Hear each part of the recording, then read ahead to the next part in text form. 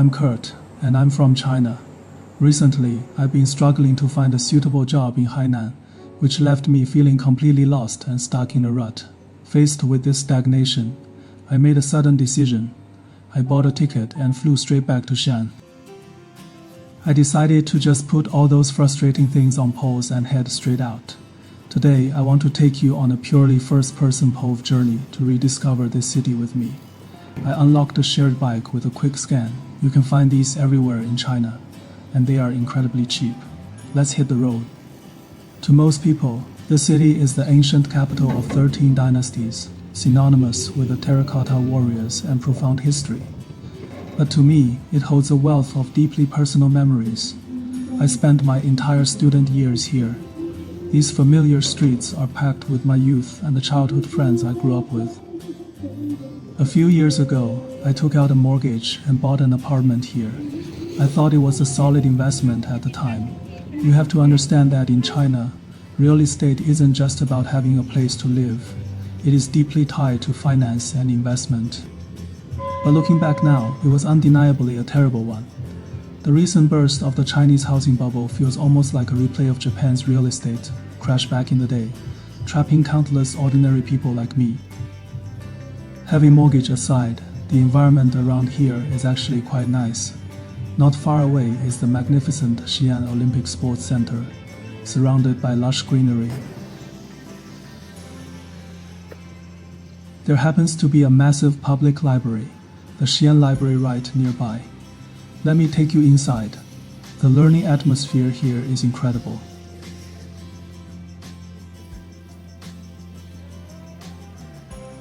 Seats are in such high demand that you have to scramble to book them on a mobile app in advance every single day. Look at this. It is not even 9 a.m. opening time yet, and there is already a huge line snaking out the door.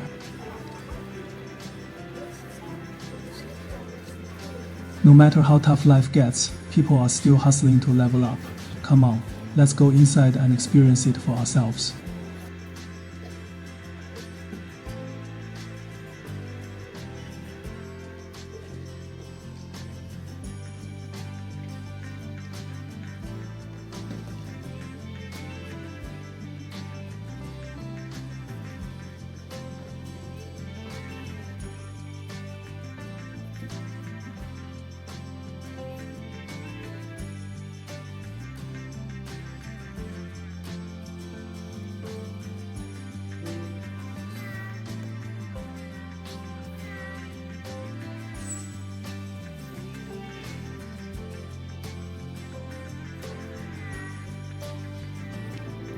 Stepping out of the library, after feeling that intense drive of everyone pushing forward, we are heading to the absolute core landmark of this city. And in Xi'an, the most convenient way to get around is definitely by subway.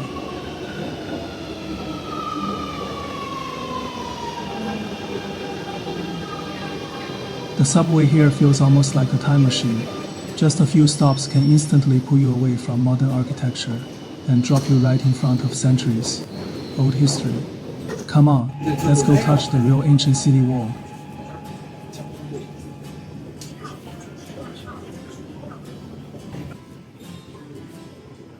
If you ever travel to Xi'an, the absolute first thing you must do is check out the ancient city wall.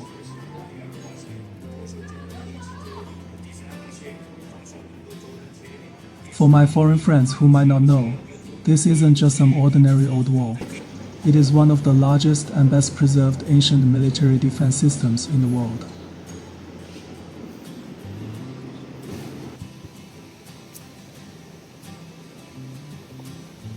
As you walk step by step next to this behemoth, looking up at its imposing 40-foot silhouette, the weight of time and history brings a profound sense of peace.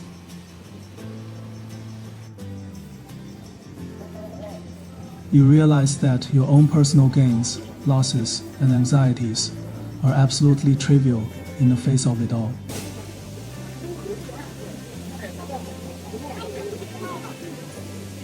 Let me take you to the absolute center stage of Xi'an, the bell tower. Back in the day, it was the ultimate alarm clock for the whole city, but now, this 600 Year-old grandpa is literally stranded in the middle of a massive traffic roundabout, just watching cars spin around it all day long. Back in the day, it was the ultimate alarm clock for the whole city. But now, this 600-year-old grandpa is literally stranded in the middle of a massive traffic roundabout, just watching cars spin around it all day long. Honestly though, standing here feeling the breeze, things suddenly make sense. No matter how chaotic and crazy the outside world gets, just like this traffic, as long as you build a solid bell tower inside yourself, who cares? You'll never get lost. Just a quick little behind the scenes moment. I brought some liquid coffee concentrate with me, squeezed it right into this bottled water, and boom, a perfect DIY coffee. I'm just going to have a quick bite of bread to recharge my energy, and then we'll hit the road again. Not far from the bell tower is the drum tower. Let's head over and take a look.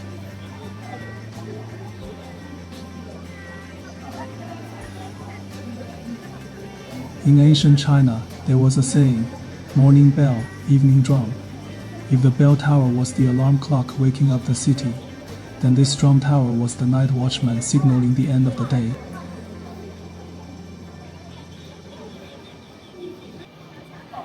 Looking up closely, you can still feel the awe-inspiring presence of this massive ancient structure.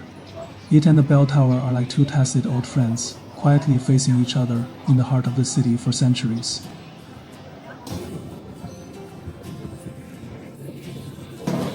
The best part is, walking through the archway next to the drum tower leads you straight to the most vibrant spot in Xi'an, the Muslim Quarter. I'm getting hungry after all this walking, so let's go inside and find something to eat. I should give a little background for my foreign audience. This is actually a major hub for the Hui people, one of China's ethnic minorities who practice Islam in their daily lives and diet. Because of this, the entire street isn't just a massive sensory overload. It is an exotic paradise for Halal street food. The dense crowds, the air thick with the aroma of roasted beef and lamb, and the endless shouting of vendors instantly wrap around you. Even though many locals might say it has become a tourist trap, you have to admit that it is still the most energetic microcosm of this city's vitality. Walking on these cobblestones polished by time, looking at the bustling stalls on both sides, the industry winter and midlife crisis that kept me up all night in Hainan suddenly melted away in this intense, down-to-earth atmosphere. Next up, we have to talk about the main event in Xi'an, the most hardcore carb joy in all of China. When people mention Xi'an food, the first thing that comes to mind is rujiamo, which you can think of as the Chinese hamburger. Xi'an's most famous food is rujiamo, a Chinese hamburger stuffed with braised pork. I didn't get one today though. Since I'm in the Muslim Quarter which follows strict halal customs, you won't find traditional pork rujiamo here. But that is totally fine because among all the savory and spicy hardcore dishes, my absolute favorite is actually a sweet treat called Zènggāo. It features dense, alternating layers of sticky rice, red beans, and red dates. By the time it comes out of the steamer, the dates have completely melted into a dark red paste, perfectly fused with the soft, gooey sticky rice. When eating carbs in Xi'an, you don't need fancy plating or pretentious dining etiquette.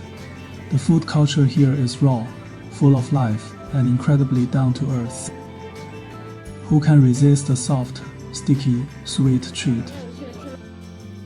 Coming out of the Muslim Quarter with a full stomach, it was still afternoon. I decided to take a slow stroll and head to my final stop for today, the Big Wild Goose Pagoda Square. A quick fun fact for my foreign friends, this one, 300-year-old Buddhist pagoda was overseen and built by the great Tang Dynasty monk Xuanzang, the prototype of the monk in Journey to the West, to safely store the sutras he brought back from India. Think about Xuanzang back then, crossing deserts and snowy mountains alone, surviving countless life and death situations just to find the ultimate truth, that absolute certainty in his heart, is basically the strongest mental core on earth.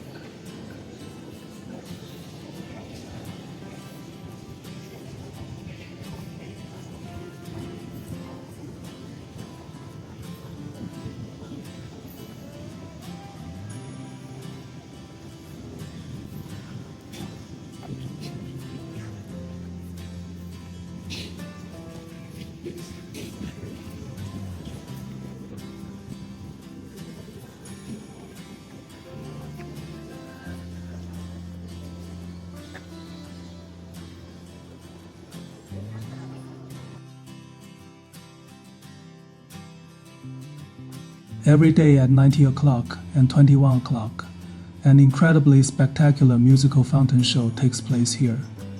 But speaking from experience, if you want the absolute best visual effects, I highly recommend waiting for the 9 p.m. show.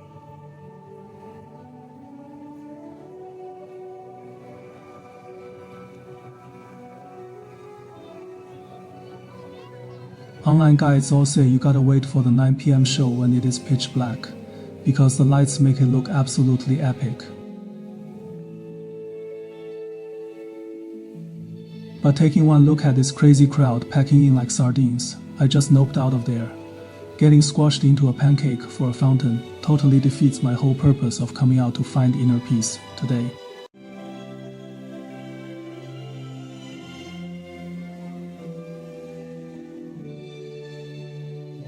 As it just gets dark and the street lights come on, everywhere around the square is filled with girls taking photos in traditional Han and Tang Dynasty costumes.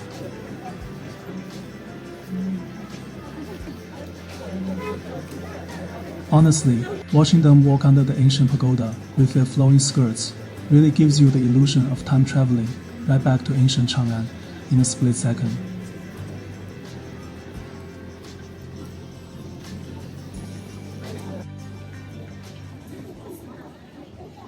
In the evening, there are also dedicated traditional dance performances around the square.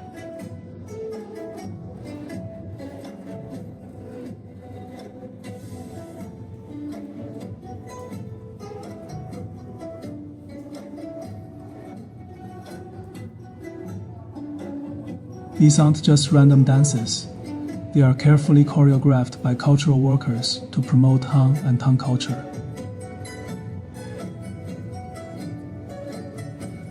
Watching the dancers with their flowing sleeves under the lights, it feels like Xi'an's nightlife really knows how to pull off Chinese romance.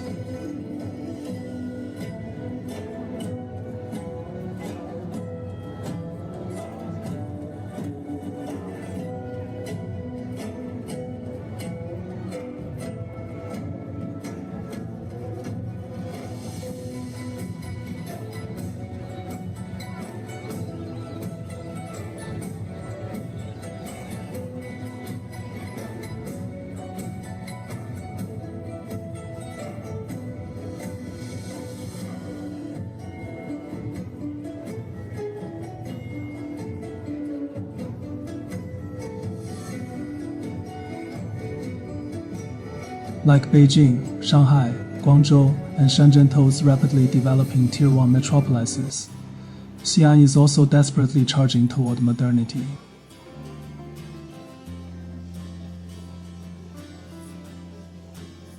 But behind all those towering skyscrapers and modern CBDs, its ancient heart, steeped in thousands of years of history, continues to beat with incredible steadiness and power.